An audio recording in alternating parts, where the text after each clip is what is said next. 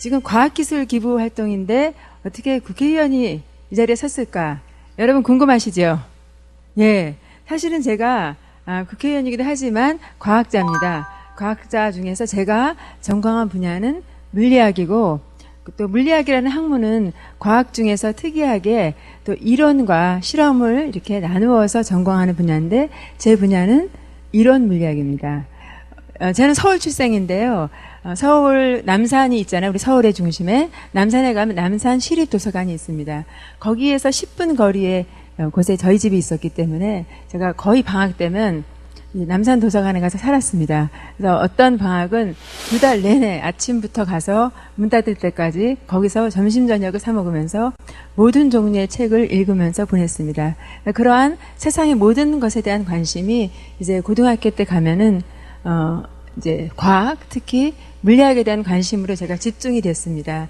여기 지금 초등학생부터 대학생까지 많은 학생들이 와 있는데, 과학을 하고 싶어도 그래도 결국은 세상에 대해서 열려있는 눈으로 보고 모든 분야의 호기심을 키워가고, 그런 활동을 책을 통해서, 또 요즘엔 또 사실 세상이 가깝고 편리해졌으니까 많은 직접 가서 보면서 열려있는 활동을 하라고 우리 여러분한테 말하고 싶습니다. 제가 미국 필라델피아시에 위치한 그 펜실베니아 대학에 유학을 가서 아까 말씀드린 대로 이론 물리학, 그 중에서도 통계 물리라고 하는 분야를 전공하게 됐어요. 그 이후 이제 한국에 귀국해서 포항공대를 거쳐가지고 명지대학교 교수를 제가 국회 오기까지 딱 20년 했습니다. 그래서 여기 지금 제가 교수 시절에 찍은 사진이 있는데 제 졸업사진과 달라진 점이 있죠. 예, 여학생이 많습니다. 그래서 그만큼 세월에 대해서 20년의 세월 동안에 우리 과학기술계, 우리 교육의 현장이 변했다는 것을 이야기해주고 있습니다. 제가 이제 이렇게 여러분 앞에 섰듯이 국회에 진출하게 되었습니다. 여러 가지 계기가 있었는데, 우선 지난 10여 년 동안 특히 IMF 이후에, 그런 IMF 위기 이후에 소위 말한 이공계 위기가 와서 정말 우수한 인재들이 이제 이공계 쪽으로 가는 게 아니라 당장 돈벌이가 되고 그 다음에 안전한 직장 쪽으로 지나치게 선호하게 됐습니다. 그리고 그와 더불어서 이 과학교육이 특히 고등학교에서 실종하게 돼가지고 정말 우리나라를 이끌어갈 미래 인재를 키우는 데 있어서 이 여러 가지 부족한 점이 있다는 것을 제가 대학교 교수로 있으면서 특히 느꼈습니다. 국회라고 하는 것이 뭐죠? 법을 만들고 또 정부의 예산을 심의하고 정책을 만드는 데인데, 우리 국가 R&D가 굉장히 중요한 국회 일 중에 하나인데, 국회에 정말 과학기술을 아는 국회의원이 한두 명밖에 그때 없었습니다. 17대에. 그래서 그런 분들이 많이 필요하다는 그러한 것을 기고를 하기도 했고, 이러한 과정을 통해서 제 자신이 직접 이렇게 정치활동을 통해서 과학기술을 위한 활동을 해야겠다는 그러한 결심을 2008년 그 2월쯤에 하게 됐습니다.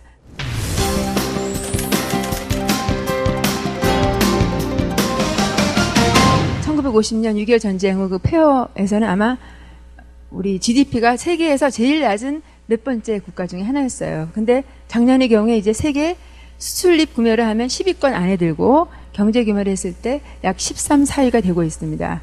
그 기반에 우리의 선배님들, 우리 아버님, 할아버님, 어머님들이 많이 노력해 주셨지만, 크게 봤을 때 이러한 경제 발전의 기반에는 바로 과학기술의 발전이 있었습니다. 지난 40년 동안 후진국 중에서 유일하게 체계적인 과학기술 정책을 써가지고 과학기술인을 양성하고 국가가 나서서 필요한 R&D를 주도하는 그러한 과학기술 발전, 그리고 또 산업, 그것을 기반으로 한 산업화의 성공이 있었기 때문에 지금 2011년 이런 대한민국이 있었습니다. 이제는 우리가 그동안은 남의 것을 따라가면서 배워가는 그러한 과학기술이고 산업이었습니다. 이제 우리 앞에 없습니다. 삼성전자가 매출을 따졌을 땐 세계 1위입니다. 그런데 기술은 세계 1위가 아니에요.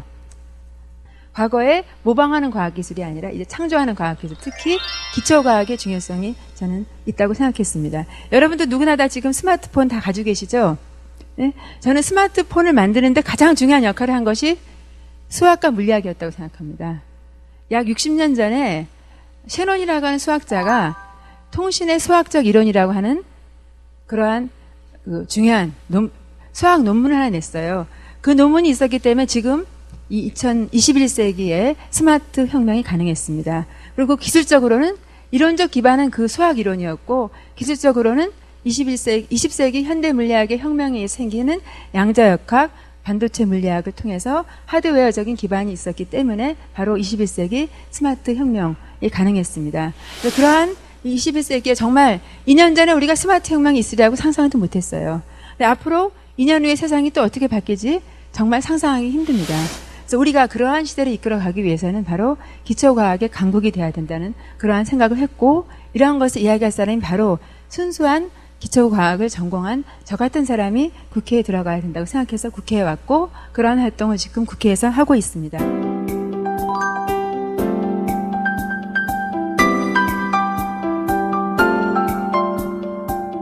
저는 세계 문명의 중심이 이제 유럽 중심으로 르네상스를 통해서 거기서 서양의 산업혁명이 있었고 또 근대과학의 시작이 있었고, 그것이 20세기에 와서는 미국으로 넘어왔습니다. 이제 21세기는 바로 아시아의 시대입니다.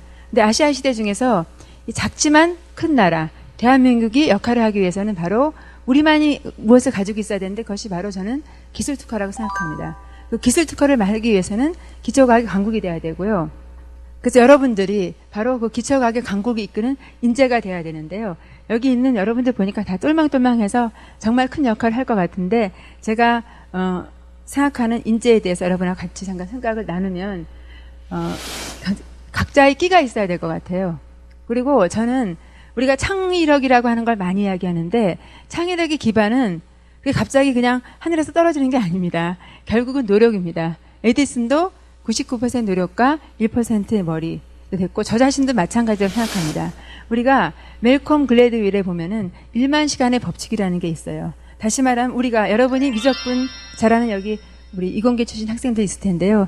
미적분을 잘하기 위해서는 1만 시간 동안 공부해야 돼요. 조종사가 안전하게 조종사를 우리가 그 비행기 조종하려도 바로 1만 시간의 노력이 필요하고, 거기에 기반해서 창의력이 생깁니다. 그래서 여러분들한테 지금 우리 K-팝이 아시아를 거쳐가지고 유럽에서 지금 선풍을 하고 있는데, 이 K-팝 스타들도 아마도 1만 시간 정도의 훈련을 거쳤다고 생각합니다. 그런데 이렇게 어려운 훈련을 하기 위해서는 내가 좋아서 해야 돼요.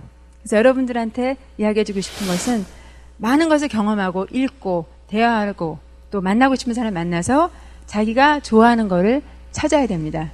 그 자기가 좋아하는 것이 자기가 잘하는 것과 맞는다면 여러분은 자기가 좋아하는 것에 1만 시간의 노력 이상의 집중을 해가지고 이제 그걸 통해서 정말 창의력이 있는 천재, 그 분야에 있어서 천재성을 가지고 있는 어떤 인재, 또 전문가가 되고, 그를 통해서 또 행복해지고, 또 그를 행복해지면 어떻게 되죠? 내 주변이 좋아지고, 또 크게는 국가와 또 우리 인류의 미래를 발전시킬 수 있는데, 최근에 이 손여름 피아니스트잖아요. 원주 출신입니다. 한 번도 유학 가지 않았는데 세계적인 피아노 스타가 됐죠. 근데 손여름의 취미는 역사책 읽기라고 합니다. 굉장히 뜬금없는 것 같지만 바로 역사를 통해서 내가 경험하지 못한 세상, 또 과거의 것을 만나는 것이 바로 피아노를 통해서 좋은 창작 활동을 하는데 큰 역할을 하고 있다는 것을 또 이야기하고 있습니다. 그래서 여러분한테 제가 말씀드리고 싶은 것은, 다시 내가 정말 좋아하는 것을 찾기 위해서 열린 마음으로 많은 것을 경험하고, 또 찾으면 정말로 온 힘과 모든 것을 다해서 노력하면 여러분은 행복한 인재, 우리 21세기를 이끌어갈 수 있는 인재가 되고, 제가 국회에서는 이제는 과학기술이 직접 하지는 않지만 그러한 인재가 자라는 데 있어서 교육정책이나 또 과학기술 정책을 통해서 앞으로도 여러분과 함께 같이 노력할 것을 약속드리면서 이만 마치겠습니다. 감사합니다.